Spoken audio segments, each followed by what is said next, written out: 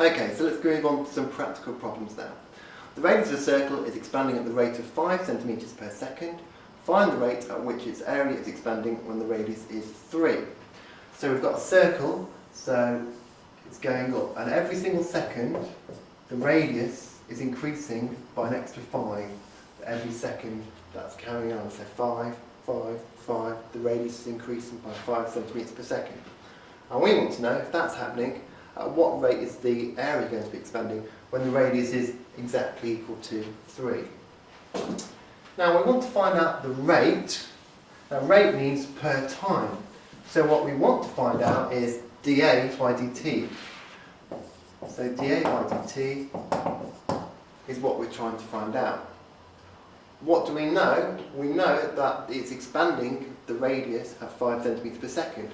So that means that the rate of change of the radius with respect to time is equal to 5 centimetres per second. Now we know this, we want to know this, and we can use the chain rule to say that dA by dt, which is what we actually want to know, is equal to dA by dr by dr by dt. And again, you can think about this as fractions with these two multiplying each other, if it helps you to remember that. And that's not actually what they are, but it can help you to remember that. Okay, so dA by dr is the missing thing that we need to find out. Now, of course, with any circle, the area is equal to pi r squared. So we can work out what dA by dr is by going dA by dr is equal to 2 times pi times r. So we can stick in both those things. dr by dt is equal to 5, and dA by dr is equal to 2 pi r.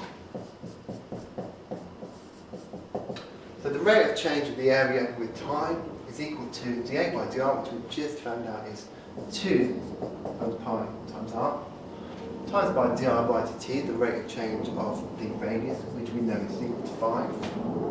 And of course we want to know when the radius is equal to 3. So we can stick in r is equal to 3. And we end up with the final answer equal to 30 pi centimetres squared per second. So that means that when the radius is equal to 3 and it's growing by 5 each second, that the area is increasing with time at the rate of 30 pi centimetres squared per second.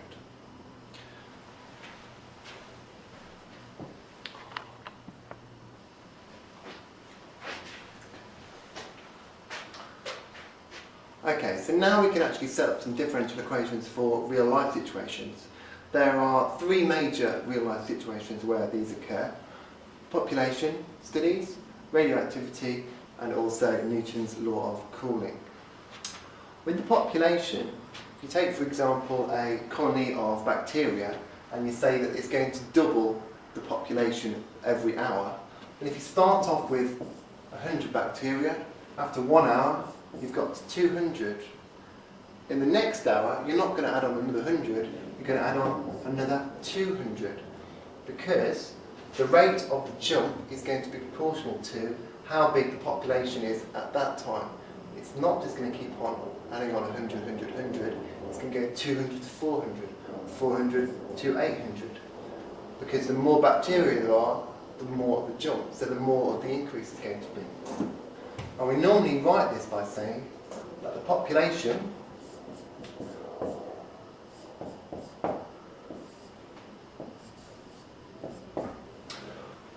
change in the population with time is proportional to the population, which can also be written as dP by dt equals k times p.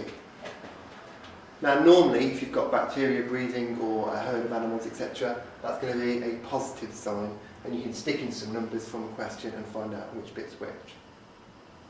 With radioactivity, you've normally got atoms that are radioactively decaying.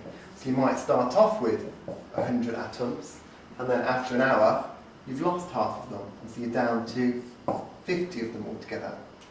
Now, if you're losing half of the atoms that are left with every hour, in the next hour, you're not going to be losing 50, you're going to be losing 25, because you're only losing half of whatever's left. And then you'll be down to 12 again. So the jumps are losing 50, losing 25, losing 12 and a half. So that means that the radioactivity that you find out is going to be proportional to the population or the number of atoms that are left. So the change in the atoms with time, dm by dt, so the change in the number of atoms with respect to time, is going to be proportional to how many atoms are actually left at any one time. And this can also be written as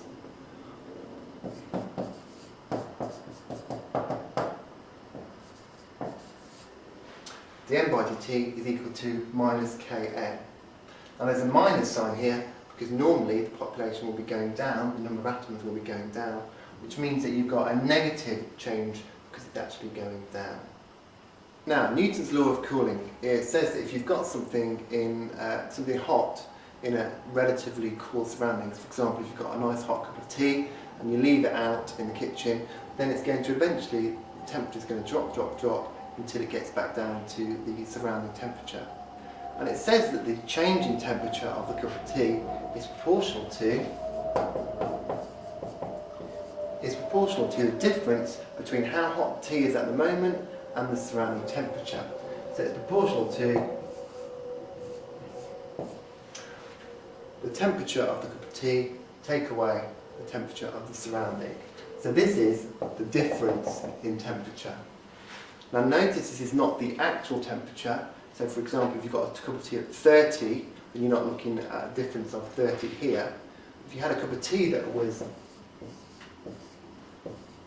30 degrees centigrade and the air around it was 20 degrees centigrade, then you're going to be looking here at a number of 10, not a number of 30. So it's always going to be proportional to the difference. So that means that we can write this as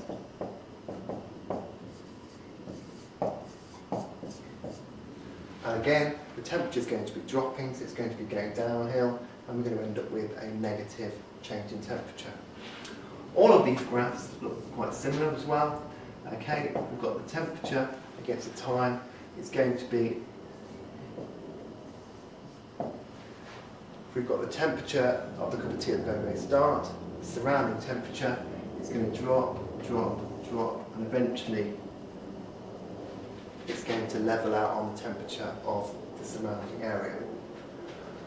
Again, with the population, we're going to be getting something that looks like an exponential curve. So we're going to be getting a shape that looks a bit like that.